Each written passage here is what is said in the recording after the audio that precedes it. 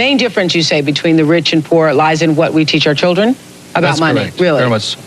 And it's a mentality. It's a total way of thinking, right? Exactly. Yes. And it's really easy to change if you're willing to change the way you think. For instance, my poor dad was a very good man. For Japanese, he was 6'4", very smart, academic genius. But he always said to me, you know, go to school, get good grades, get a job and work hard, save money. And my rich dad said, well, if you want to be rich, that's not the way you do it.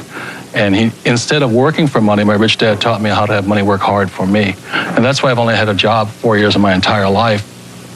Other than that, I'm building companies or I'm investing, and that's all I'm doing. My message to people is, you know, why struggle for money when you don't have to? You know, it's really simple if you have good advice. The problem is money is not taught in school. And so what we do is we oftentimes follow in our parents' footsteps. We may do different jobs, but we oftentimes follow in the same financial patterns. And my rich dad used to say, you know, he says, you can't end poverty by giving somebody money. Giving a poor person money keeps them poor longer. Yeah.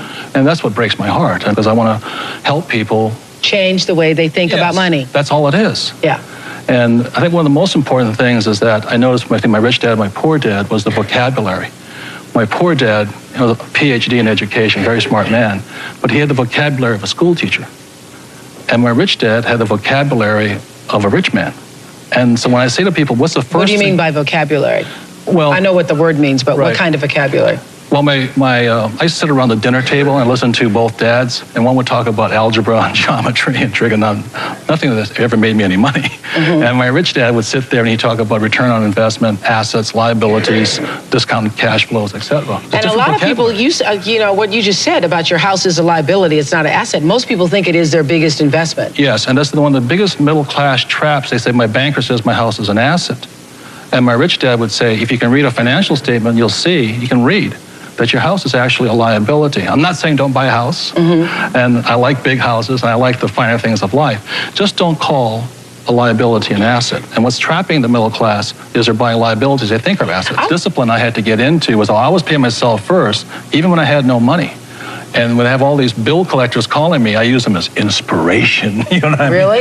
Oh, when they're hounding, the government's hounding you, bill collectors calling, because I've been broke, so you understand what it feels like to be broke. When those guys are calling you, instead of, you know, shrinking and going into the shell and eating my pizza, I use it as motivation to go out and make more money. So I use my bill collectors as motivation, and that's why I paid myself first, even though sometimes I wasn't paying. What would you pay yourself?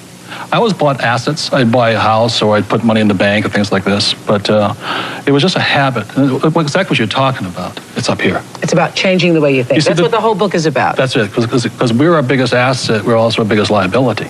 We are. Yeah, we are. I know. I read that. If you want to see an amazing clip of a young Warren Buffett, check out the video right there next to me. I think you'll enjoy it. Continue to believe, and I'll see you there. It's not to be unexpected that perhaps a correction of some of those unusual factors on the upside might occur on the downside.